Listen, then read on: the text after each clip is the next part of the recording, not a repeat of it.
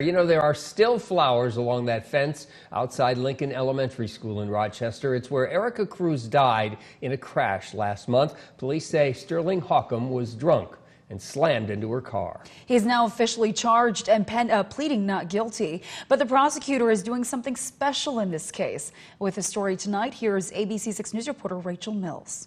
18-year-old Erika Cruz lost her life just over a month ago when Sterling Haukom's vehicle crashed into hers. Within an hour of the accident, the memorial began growing along the school fence at the scene of the crash. The community gathering to remember the young fitness guru with her family and friends. But now the story is playing out in a courtroom as the state pushes for justice for Erika. The man who hit Cruz is charged with driving while intoxicated and vehicular homicide. He's pleading not guilty. In Minnesota, there's only two pleas you can enter, guilty or not guilty. And so if you're not, what I usually tell people is when folks are not ready to say they're guilty, they have to say not guilty. And so that just keeps this process going. It may seem odd that Haukom is claiming he's not at fault, but Olmsted County Attorney Mark Ostrem says it's typical. It seems nonsensical for somebody who, at the time of the crash, admitted he was driving and admitted that he had hurt or killed this young lady.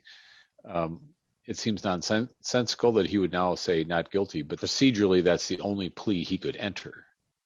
Unless he wanted to just completely plead straight up and take the worst of the worst. And Ostrem says in this case, the state is pushing for a tougher sentence, or what's called an aggravated sentence. We're going to seek something more than the guideline sentence.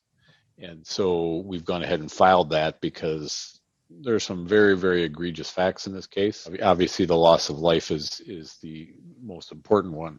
In court documents, Haukom admits he had 15 drinks before getting behind the wheel that night. The typical sentence he'd face is 4 years, but prosecution is pushing for 10 as punishment for taking the life of a young woman who was just driving home from work. In Rochester, Rachel Mills, ABC 6 News. Rachel, thank you. Now, the gym Erika went to every day is helping to raise money for her family.